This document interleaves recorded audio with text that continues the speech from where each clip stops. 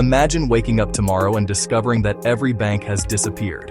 No bank accounts, no ATMs, no mortgages, no credit cards, no business loans. Your paycheck has nowhere to go.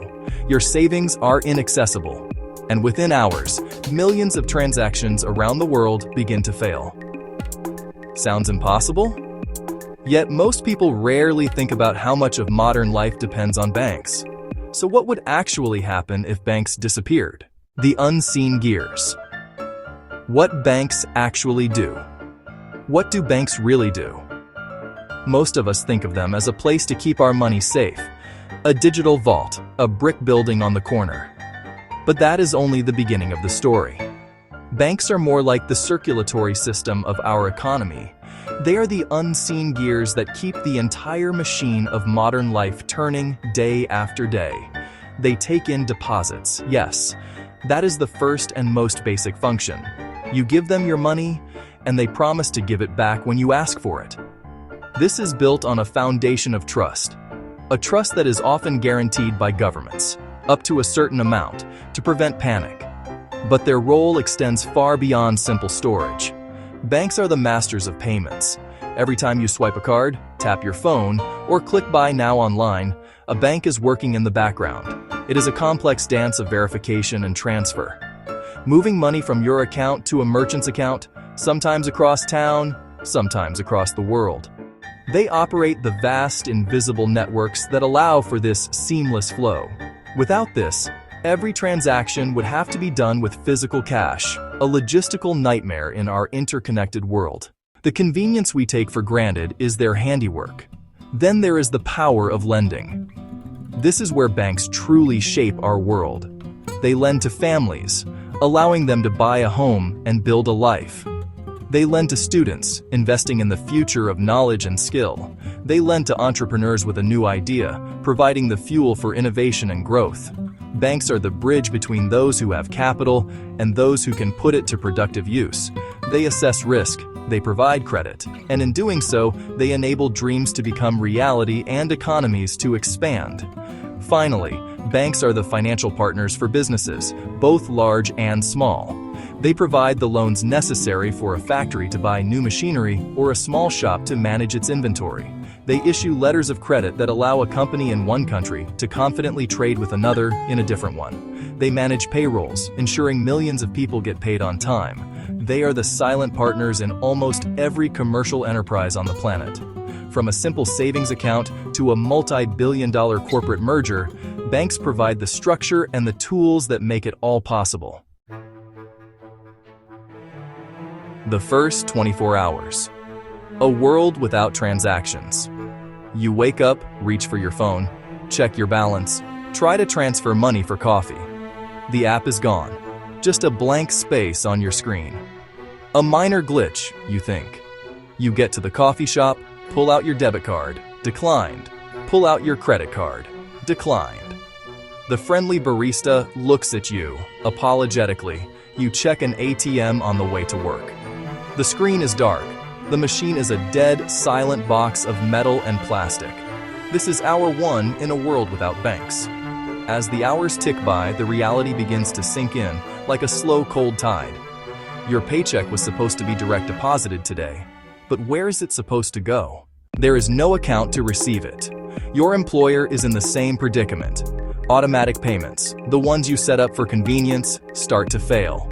Rent, mortgage, your utility bills, your phone bill, your streaming subscriptions. A cascade of missed payments begins, not out of irresponsibility, but out of impossibility. By midday, the small inconveniences have morphed into genuine anxiety. You have the cash in your wallet, a day, two. You look at the items in the grocery store, calculating not just the cost, but how you would even complete the purchase. The store itself faces a crisis. It cannot pay its suppliers. It cannot deposit the cash it takes in. The flow of commerce, the simple act of buying and selling that underpins our daily lives, begins to seize up. The world is still full of goods and services, but the means to exchange them has been severed. As night falls on the first day, people with medical needs cannot pay for their prescriptions online. Families cannot send money to their loved ones in an emergency. Online businesses are effectively closed, their payment gateways useless. The problem is not that the money is gone. Your wealth, your savings, your retirement, it has not been destroyed. It has simply become inaccessible. It is trapped behind a door that has not just been locked, but has ceased to exist entirely. The first 24 hours are a lesson in how deeply our lives are woven into a system we rarely see. The domino effect on businesses. For individuals, the first day is one of confusion and growing panic. For businesses, it is a catastrophic, immediate failure of core operations. A modern business runs on a constant flow of funds, in-out. It is a delicate balance. The moment banks disappear, that flow stops dead. The first and most immediate crisis is payroll. Millions of companies are scheduled to pay their employees. Electronic systems are now inert. They may have the money on their books, but no mechanism to transfer it to workers. This is not just an accounting problem, it is a human one. The next domino is the supply chain. A restaurant can't pay its food distributor. A factory can't pay for its raw materials. A construction company can't pay for steel and concrete. These relationships are built on a rhythm of orders and payments, credit terms from banks. When the payments stop, the deliveries stop. Suppliers halt shipments. Commerce begins to unravel, link by link. Cash flow is the lifeblood, especially for small and medium businesses. Many rely on lines of credit or overdraft protection from banks to bridge gaps between paying expenses and receiving payment. That cushion lets them operate. Without banks, the cushion is gone. A healthy small business could be insolvent today, unable to cover immediate costs. A wave of closures follows. Not for lack of customers, but a liquidity freeze. Even the most basic functions become impossible. A retail store might collect cash from customers, but where do they deposit it securely? How do they get change for the next day? Global corporations can't move funds between subsidiaries, paralyzing worldwide operations. Letters of credit, instruments that guarantee international payment, become worthless pieces of paper. A company in Brazil can't sell to a company in Japan. The business world is sent back to a pre-modern era of barter and physical exchange, a system unequipped for the scale and speed of the 21st century. The chaos experienced by individuals and businesses quickly aggregates into a full-blown economic catastrophe. The engine of economic growth is fueled by credit and by investment. Banks are the primary distributors of that fuel. When they disappear, the engine sputters and dies. Investment spending, the purchase of new equipment, the construction of new buildings, the funding of new ventures would fall off a cliff. Why would any company commit to a major new project when the financial system is in ruins and the future is completely uncertain? This collapse in investment is mirrored by a collapse in consumption. People, uncertain about their next paycheck, unable to access their savings, would hoard whatever cash they have. Spending would be limited to the absolute essentials. This drastic drop in consumer demand has a devastating ripple effect. Stores lose customers, restaurants sit empty, car dealerships have no buyers. This leads to falling revenues, which forces businesses to lay off workers to survive, creating a vicious cycle. Less spending leads to more unemployment. More unemployment leads to even less spending. The central function of a financial system is to channel savings into productive investment. People deposit their savings, banks lend that money to businesses that can use it to grow and create jobs. Without banks, this critical link is broken. The economy's vast pool of savings becomes idle and unproductive, trapped in non-existent accounts. Credit, the essential lubricant of economic activity, dries up completely. The result is not just a recession, it is a complete seizure of the economic system, far more severe and difficult to recover from. Governments and central banks would be largely powerless in the immediate aftermath. Their primary tools for managing the economy operate through the banking system. Central banks adjust interest rates to influence bank lending. If the banks are gone, these policy levers are disconnected from the machine they are meant to control. The government might be able to distribute physical cash, but this would be a slow and clumsy process, unable to replace the trillions of dollars that move through the electronic banking system every day. In a world reeling from the disappearance of banks, the first question many would ask is, can technology save us? We live in an age of powerful digital tools. We have digital wallets on our phones, innovative financial technology companies, entirely new forms of money like cryptocurrencies. On the surface, it seems plausible that these could step into the breach. Digital wallets from tech giants could, in theory, handle payments. Fintech lenders could try to provide credit. But the reality is far more complex and challenging than it appears. Many fintech services we use today are not true bank replacements.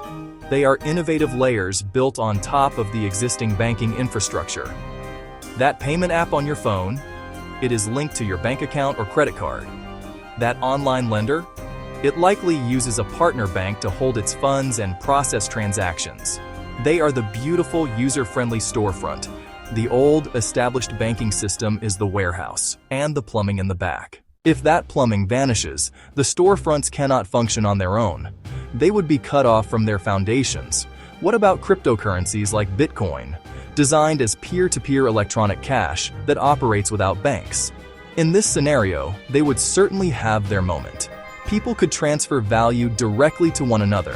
However, they face immense hurdles to becoming a full replacement. Value can be incredibly volatile, a poor store of value for everyday savings. Transaction speeds can be slow and fees high, especially under congestion. That makes them impractical for a cup of coffee. Most of the world has no experience using them. The learning curve is steep. A more promising, but still long-term solution might be central bank digital currencies, CBDCs, a digital form of a country's official currency issued by the central bank. In theory, every citizen could have an account directly with the central bank. Very few countries have actually launched a CBDC. Building such a system would take years of careful design, testing, and implementation to ensure it is secure, scalable, and protects user privacy. Technology offers pathways forward, but it is not a magic switch that can be flipped overnight to replace a system that took centuries to build. This scenario of a world without banks, while extreme, is not entirely without historical precedent. We have seen moments in history when the banking system has faltered. The Great Depression of the 1930s is the starkest example. It wasn't banks vanishing. It was a wave of failures.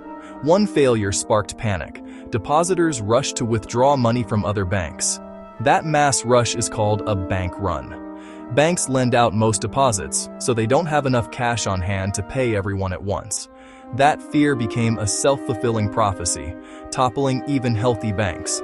The result, catastrophic loss of trust and a huge destruction of the money supply. People lost their life savings overnight. Credit vanished. The fallout led to mass unemployment and years of hardship. From that crisis came new safeguards. Federal deposit insurance was created to guarantee savings and prevent runs. Central banks were given stronger powers to act as lender of last resort, providing emergency funds. A more recent echo came in 2008. That crisis wasn't everyday depositors. It was complex financial instruments tied to housing. When those investments soured, major financial institutions neared collapse. The real fear was contagion. One bank failing could trigger a domino effect across an interconnected global system. Interconnectedness helps efficiency, but it also spreads vulnerability. Governments and central banks intervened with trillions in bailouts and guarantees. It was controversial, but aimed to keep ATMs working and credit flowing. These episodes teach a vital lesson. The banking system is built on rules, but held together by trust. When trust breaks, consequences are swift and severe. Our fictional vanishing bank scenario is an accelerated version of total trust evaporation. So, will we wake up one day to find the banks have vanished? It is a useful thought experiment, but in reality, it is highly unlikely. Banks are not going to disappear, but they are, without a doubt, going to change.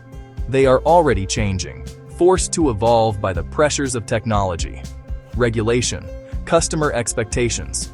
The monolithic, intimidating institutions of the past are slowly giving way to something more fluid, more digital, and more integrated into our daily lives. The future of banking is one of evolution, not extinction.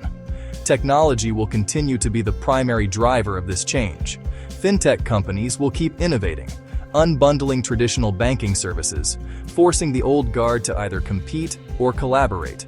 Mobile banking will become even more sophisticated, using artificial intelligence to offer personalized financial advice and automated savings tools. New forms of payment will emerge. The very concept of what a bank is will likely broaden, becoming less about physical branches and more about a suite of secure, accessible financial services available on any device, anywhere. Regulation will play a crucial role in shaping this future. As technology creates new possibilities, regulators will face the challenge of creating new rules. They will have to balance fostering innovation with protecting consumers and ensuring the stability of the financial system. The development of central bank digital currencies will be a key area to watch. A well-designed CBDC could increase efficiency and financial inclusion, but it also raises profound questions about privacy and the role of the state in finance.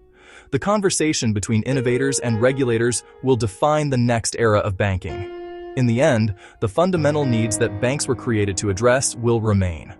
People and businesses will always need safe places to store value. They will always need efficient ways to make payments. And they will always need access to credit to invest, to grow, and to manage their lives. The institutions and technologies that meet these needs will change, but the needs themselves are timeless. The dramatic thought of banks vanishing serves to remind us of the vital, often invisible role they play. It highlights that the plumbing of our economy, while flawed and in need of constant upgrades, is something we cannot afford to live without. Most people rarely think about banks, yet modern economies rely on them every single day. Without banks, the world would not stop overnight, but it would look very different. Thanks for watching Wallet Economics. Subscribe to understand the system.